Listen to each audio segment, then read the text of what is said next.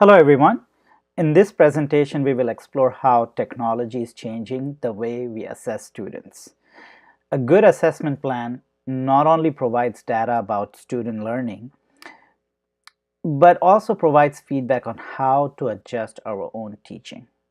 For this presentation though, I'm going to assume that you already know about assessments, so we will not spend too much time on that. Instead, we will focus on how technology is transforming the way we assess students at each step of the assessment cycle. And we will explore the potential technology has to make the collection and analysis of assessment data more efficient and rigorous, and the feedback to be timely and user-friendly. Such assessments will be more effective in informing student and teacher growth. Now, technology has given us the ability to monitor student learning like never before. Imagine classrooms outfitted with cameras that run constantly, capturing each child's every facial expression and social interaction every day, all year long. Imagine on the ceilings of those rooms infrared cameras documenting the objects that every student touches throughout the day, and microphones recording every word that each person utters, and computers that record every keystroke and what the student is doing. Now picture the students themselves wearing Fitbit-like devices that track everything from their heart rates to their time between meals. And now we have sophisticated analytics software that crunch all of this data into meaningful reports that can help us take a more comprehensive and informed approach to student learning and teacher professional development. Sounds like Big Brother, right? Well, most of this tech is seen as intrusive in the classroom and not implemented due to obvious privacy concerns. However, the fact remains that we are totally capable now of monitoring student learning and teacher performance like never before. Eric Siegel's book on predictive analytics aptly sums up what we can do with technology. We have the power to predict who will click, buy, lie, and even die. The National Education Technology Plan from the US Office of Educational Technology has some very useful resources on using technology in teaching and learning. I want to highlight one of the resources on assessment titled The Future of Assessment. It deconstructs how the shift from traditional paper and pencil to next generation digital assessments enables more flexibility, responsiveness, and contextualization. Let's take a closer look. Traditionally, assessments were mostly summative and occurred at the end of the learning cycle. But today's tools allow us to seamlessly embed assessments throughout the learning process, providing greater diagnostic ability and deeper insight into why students are having difficulties in mastering certain concepts and skills.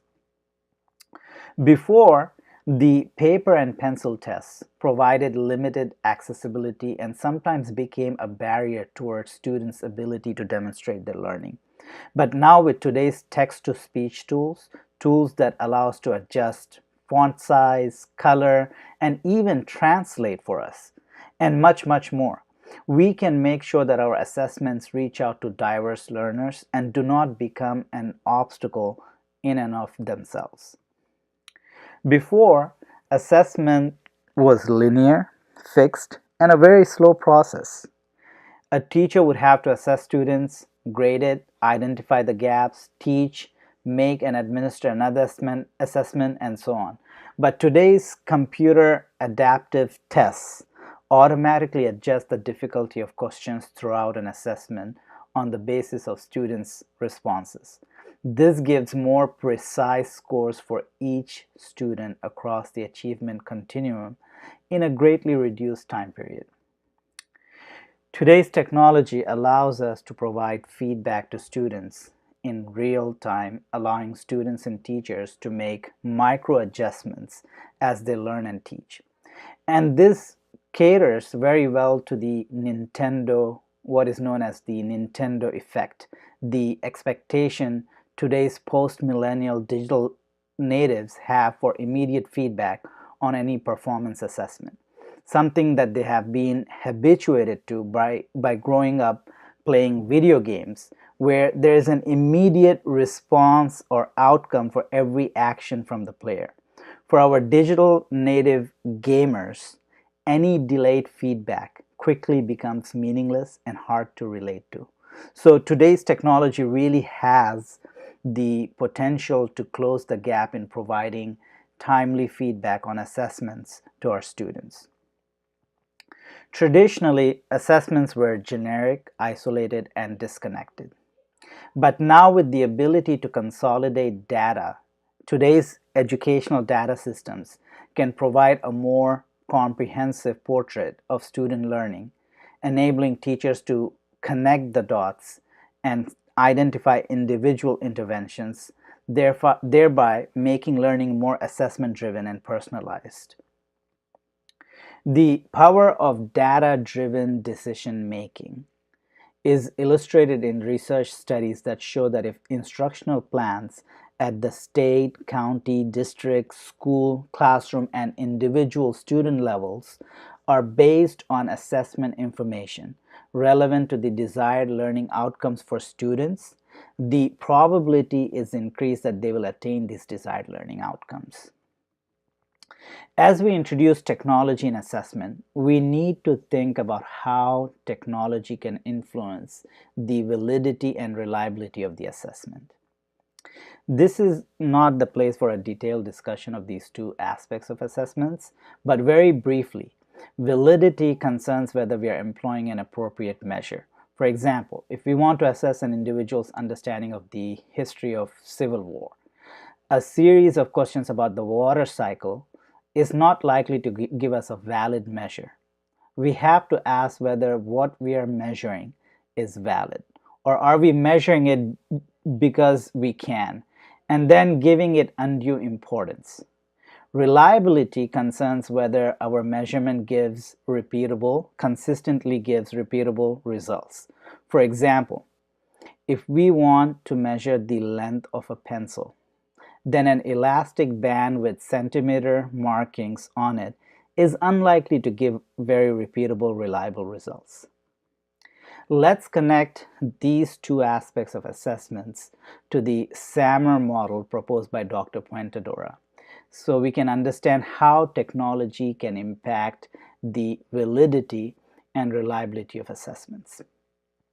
When there is direct substitution, there is no change in the assessment function, and the validity and reliability remain unchanged. However, as we progress through the other stages of the SAMR model, there is the opportunity to redesign the assessment with technology and perhaps get closer to measuring the right things and improve the validity as well as the reliability of the assessment. This, however, depends on the affordances and constraints of the technology. If they are not well aligned with our optimal assessment, there is a real risk of compromising the assessment. For example, multiple choice questions are easier to use with technology than short or essay questions, but they may not be ideal for our purpose. In contrast, it is arguable that assessing a learner's understanding of ecological concepts through the medium of a serious game could be a far more valid approach than traditional written exam questions.